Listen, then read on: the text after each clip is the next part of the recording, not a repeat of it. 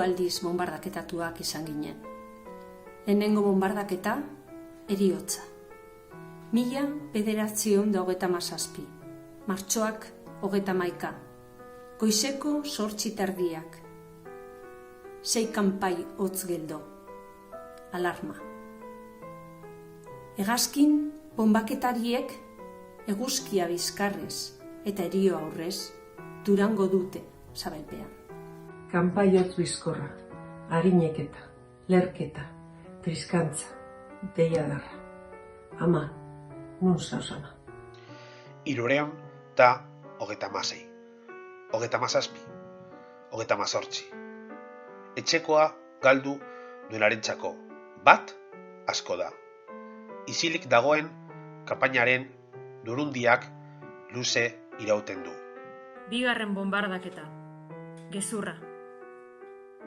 Durango gorriek bombardatu zuten. Entzun du eskola umeak. Bera han zegoen, eta badaki etzela horrela izan. Baina maisuaren egurrezko erregelak ez daki historiaz. Gezurra egunero lehertzen den bomba baita. Norbere barruan lehertzen da, eta haren uhin edakorrak haserrea, mina eta amorrua eragiten ditu. Baina albokalterik handienak beldurra eta isiltasuna dira. Itzuliko dira, banan, desafektos al regimen deiturikoak. Nor bere kartzelatik, guztientzako eraikitako kartzelara. Etxeetan ahotzik altzatu barik egingo da berba. Jai izango da el día de la liberación. Sua piztuko da Larranon eta con flores a Maria maiatzean. Amamak zioen, ogi baltza lakoa dela gezurra. Gogorra hasieran, baina azkenerako ohitu egiten da bat. Alde bietan zeuden onak eta txarrak. Anaia arreben arteko gerra izan zen. Gerra zibila. Zelan izango da gerra bat zibila, gerra militarren ofizioa bada? Eta esango digute etorkizuna begiratu behar dela, ez iraganera. Ez alditugu ikusten gaur ere munduan hainbat Durango?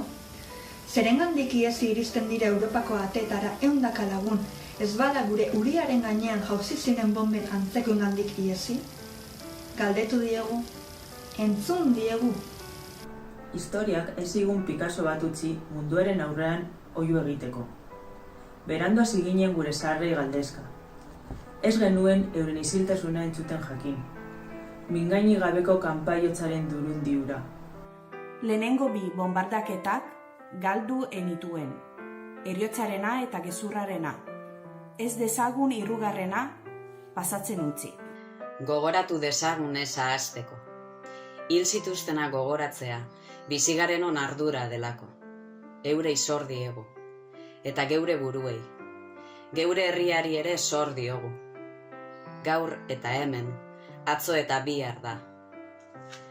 Durangon, 2020ko martxoaren 31.